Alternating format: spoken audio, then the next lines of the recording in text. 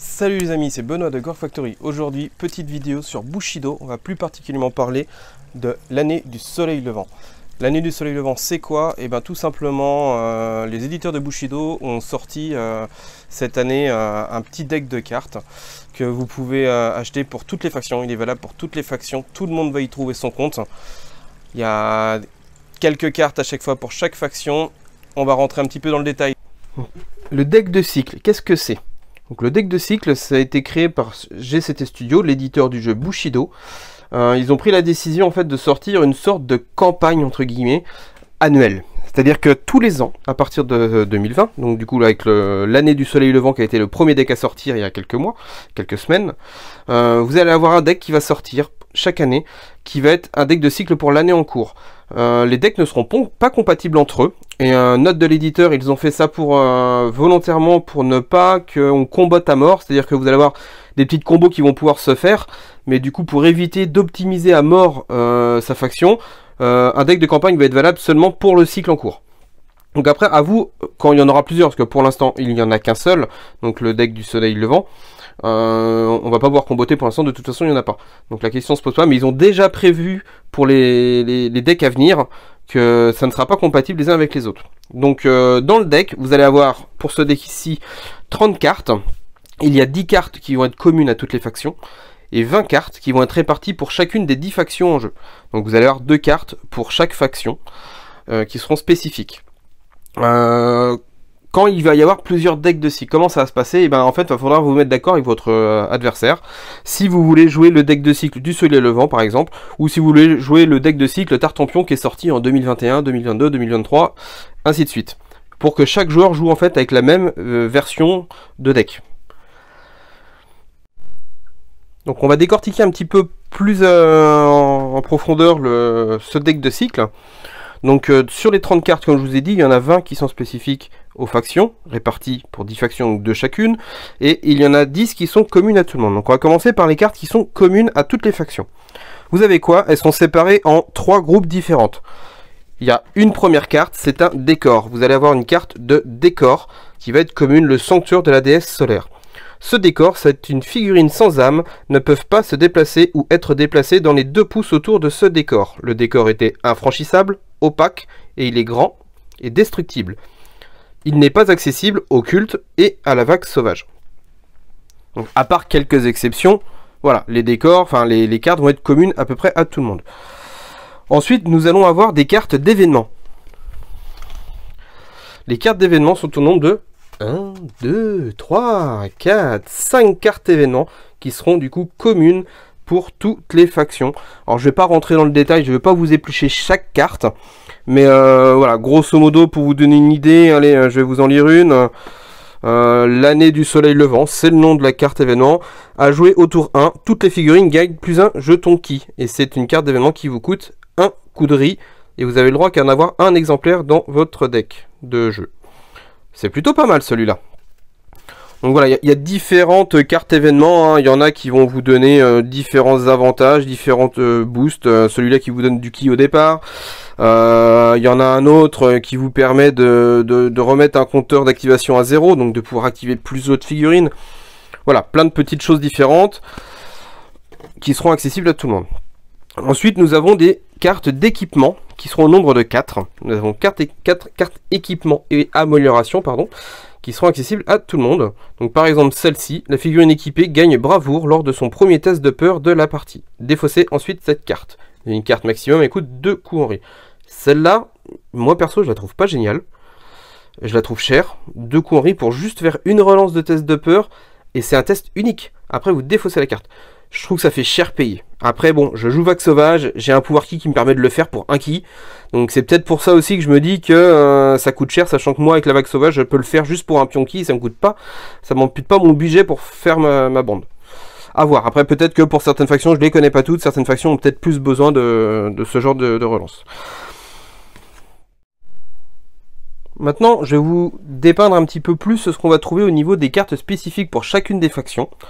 Je vais pas toutes vous les lire, je ne vais pas toutes vous les montrer. Mais grosso modo, je vais voilà, parler un petit peu de ce qu'on peut faire avec chacune des deux cartes du coup pour chaque faction. Donc je vais commencer bien évidemment par mes petits chouchous, la vague sauvage. Je vais juste vous dire qu'il y a une belle carte d'amélioration qui est franchement super. Moi je la trouve vraiment excellente. Innombrable, donc ça rentre bien dans le cadre de la vague sauvage quand on joue Horde. La carte bénéficiant de l'amélioration gagne le type Horde. Et ça c'est super fort. X est égal à 3 par figurine achetée via la carte bénéficiant de l'amélioration. C'est-à-dire que pour 3 points en coup en riz, vous pouvez donner la carte d'équipement pour la passer en type Horde. Alors pour ceux qui ne savent pas ce que ça veut dire, le type Horde permet en fait à la Horde sauvage, de la vague sauvage, d'avoir un pouvoir de ki en fait, qui permet d'invoquer des figurines. Et la figurine que vous devez invoquer, elle doit avoir le type Horde. Donc en fait, ce petit mot-clé là, ça vous permet de le donner à une figurine qui ne l'avait pas, et de pouvoir la réinvoquer. Typiquement, un fusilier, Bakemono par exemple, qui n'avait pas de la Horde. Donc du coup, vous pouvez donner la Horde au Bakemono fusilier, et du coup, invoquer le fusilier. Au pif, un Trax. Pour ceux qui connaissent la vague sauvage, le Trax, c'est juste un Bakemono, c'est un tueur. Vous pouvez lui donner le type Horde, et du coup, vous l'envoyez au charbon, il va tuer un perso, parce que c'est un gros bourrin, il va one-shotter quelqu'un, par contre il va mourir, ben, pas de problème, il est type Horde, du coup on peut le réinvoquer. Donc il y a vraiment des trucs à faire. Sinon, la deuxième carte, du coup, pour la vague sauvage, ça va être tout simplement la colère du soleil rouge. C'est une carte de thème qui va vous permettre de la donner seulement aux Oni. C'est un carte de thème pour les Oni. Voilà, il y a 1, 2, 3, 4, 5 entrées différentes de lignes de règles. Donc ça va vous donner plein de boosts différents pour jouer une horde sauvage en mode full Oni, gros ton, on rentre dans le lard. Donc, concernant les pirates de Jung, donc mes fameux pirates, ma nouvelle faction que vous voyez ici, d'ailleurs, en partie, une partie des figurines. J'ai dans ce deck du coup de cycle, nous avons une carte de thème et une carte événement.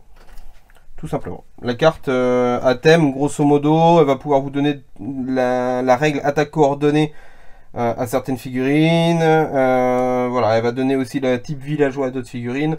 Il y a pas mal de villageois chez les pirates, donc du coup il y a des petits combos à faire avec les villageois en fait. Donc voilà, ça va être du coup une faction là, quand on va jouer ce thème là, qui va s'orienter plus sur les attaques coordonnées et sur les villageois, pour optimiser vraiment le thème. Concernant la faction Ito, eh bien eux ils ont une carte événement et une carte d'amélioration spécifique pour leur faction. Cette carte d'amélioration, je vous la montre parce que celle-là, je trouve quand même vraiment pas mal. Hop là. Donc la figurine bénéficiant de l'amélioration commence la partie avec 2 jetons ki. Ça coûte 2 points de riz. On peut se dire que c'est cher. Maintenant, voilà, vous avez 2 jetons ki en plus sur la figurine. Vu l'utilité des points de ki dans le jeu, ça peut vraiment faire la différence. Je pense sur un début de partie, vous donnez vraiment un petit boost nécessaire pour certaines actions ou certaines combos que vous auriez envie de faire. Pour le culte de Yurei, eux, ils ont été octroyés de 2 cartes d'amélioration. L'une de ces cartes, par exemple, vous oblige de jouer l'Arionago. Par contre, elle va vous permettre d'améliorer une figurine et quand vous allez faire une attaque de saisie, vous allez faire des dégâts. Pour rappel, une attaque de saisie, normalement, en fait, ça vous fait que vous attrapez, vous accrochez la jambe ou la patte ou le bras de votre adversaire et vous ne faites aucun dégât. Par contre, ça va donner plein de malus à l'adversaire derrière. Et bien là, vous pourrez avoir une figurine qui va pouvoir faire de la saisie et en plus faire ses dégâts normalement. C'est plutôt pas mal. Concernant le syndicat de la lune d'argent, j'en trouve une assez rigolote. Donc eux, ils vont être dotés de 2 cartes événements. Une qui va coûter 2 points de riz et l'autre qui va coûter 0. Et je la trouve assez sympathique, celle-là, elle coûte rien. Donc voilà, si vous savez pas quoi prendre, bah clairement vous prenez celle-là, elle vous coûte rien. Donc je vous la lis, celle-là, c'est à jouer avant d'effectuer n'importe quel jet pour une figurine alliée. Essayez de deviner le résultat final du tirage. Si vous devinez juste, ajoutez un jeton ki à cette figurine. Et voilà, le mec, vous jouez à la loterie. Ça vous coûte rien, mais sur un GD, vous allez jouer à la loterie. Si vous avez bon, bah vous gagnez un ki, c'est gratuit, c'est cadeau, c'est pas cher. Pourquoi pas. Pour la préfecture de Ryu, ils ont eu 2 cartes également, à savoir une carte d'amélioration et une deuxième carte d'amélioration équipement. Je vais vous montrer celle-ci parce qu'elle est vraiment pas mal. Elle n'est pas donnée parce qu'elle est quand même à 4 points de riz. 4 points de riz pour un équipement, ça commence à cogner. qu'on met dans certaines factions, c'est le prix d'une figurine, quoi. Par contre, voilà, ça tabasse. Ça tabasse clairement. Plus de attaque en puissance, ça rigole pas. Là, le gars qui va la porter, va falloir s'en méfier. Et l'autre carte, ça permet de donner des boosts sur une figurine avec lui donner différentes choses. Pour nos amis les nounours, les mini-motos, eux, ils ont eu 2 cartes d'amélioration, Avalanche et la montagne bouge. Ça colle bien avec les nounours quand même. Avalanche, celle-ci, elle vous coûte 1 point de riz. Elle est unique, une seule max dans la bande, et heureusement. Je vous la résume parce qu'elle est assez longue. Tout simplement, grosso modo, quand vous avez une figurine, la figurine qui la porte, qui va mourir, et ben il dit attends, je l'enlève pas, je tape avant et après je meurs. Donc le gars il va d'abord taper et après il meurt. Et c'est cadeau. Pour le clan du vent de l'ombre, ils vont avoir une carte d'amélioration à 2 points de riz et une carte événement. La carte événement elle est plutôt pas mal. Dans le jeu Bushido, vous avez le trèfle flanqueur que certaines figurines peuvent avoir.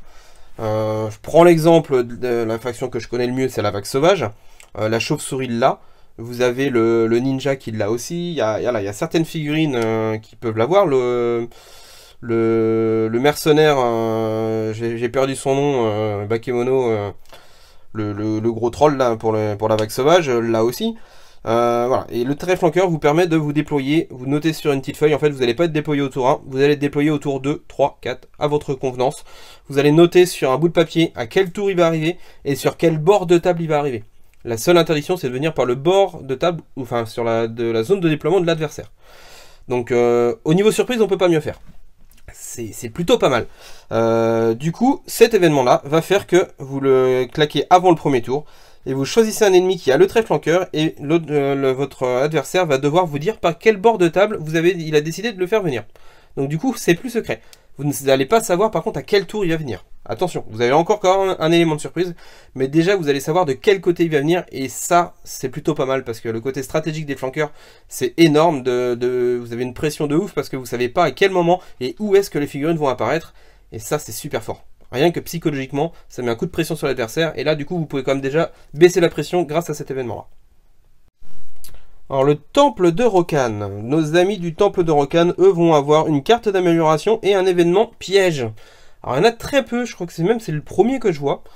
Tout simplement vous allez piéger la carte, vous allez piéger la table pardon, qui va se déclencher en fonction d'une certaine action qu'un adversaire va faire, et vous allez déclarer attention je craque mon événement, et là tu as mis le pied sur un piège. Et on va résoudre ce qui se passe avec des tests de défis sur certaines caractéristiques. Là en l'occurrence ce sera un défi de mouvement pour voir si vous arrivez à déjouer le piège ou pas. Et l'autre carte c'est une carte d'amélioration qui va du coup vous booster une figurine en lui donnant des compétences supplémentaires.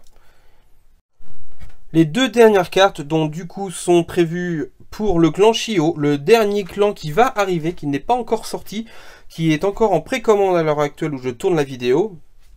Il sera sorti d'ici fin septembre, début octobre, donc dans pas longtemps, mais ils ont prévu, et ça c'est plutôt cool quand même, c'est pas voilà ce qu'on s'est dit, le deck de cycle est sorti il y a déjà quelques temps, et il y a un clan qui arrive quelques mois après, et ben non, l'éditeur a pensé qu'il y avait, il le savait en même temps, c'est eux qui l'ont édité, c'est eux qui le font, ils le savent, mais c'est vrai que souvent il peut y avoir des oubliés, certaines marques le font. Là l'éditeur y a pensé et ont inclus directement les cartes pour le deck de cycle, donc ça c'est plutôt cool de ne pas les avoir oubliés. Donc ils vont avoir une carte d'amélioration et une carte d'événement. Donc là je peux pas vous en dire plus, je ne connais pas du tout le clan comme tout le monde, puisque on n'a quasiment aucune info sur le clan, enfin à part les quelques cartes qu'on a vues, mais bon, on n'a pas tout épluché et tout ça, donc on n'a pas encore testé surtout. Donc à voir, affaire à suivre. Donc une amélioration à 2 points de riz et un événement à 1 coup de riz pour le clan Shio, le clan du loup. Donc voilà pour cette petite revue du deck de cycle de l'année du soleil levant pour Bushido. N'hésitez pas à mettre des petits commentaires. Si vous avez des questions sur le jeu, sur les règles, n'hésitez pas à les poser. Pour rappel, je vais bientôt sortir une série de vidéos. Alors quand je dis une série, c'est-à-dire que la série va être très très longue, hein, parce que j'ai déjà préparé. Je suis en train de préparer en fait une bonne quinzaine de vidéos, et je suis même pas au quart de ce que j'ai déjà envisagé de faire pour le jeu. Et pour d'autres jeux aussi, comme je vous avais dit, les petits tricks de jeu, donc ça va venir, c'est en cours de montage, c'est en cours de tournage. ça va venir. Donc certainement je les sortirai le dimanche et garder le créneau du jeudi pour les rapports de bataille ou pour les vidéos un peu plus conséquentes. Je vais voir en fonction du temps que j'ai, si j'arrive à avoir assez de rapports de bataille quand même pour continuer à assurer la sortie du jeudi à 18 h.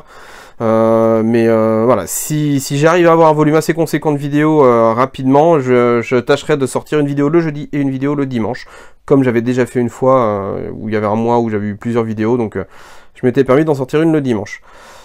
Je vous laisse et je laisse le mot de la fin à... Ah, surprise! Si cette vidéo vous a plu, likez et si vous voulez en voir d'autres, abonnez-vous!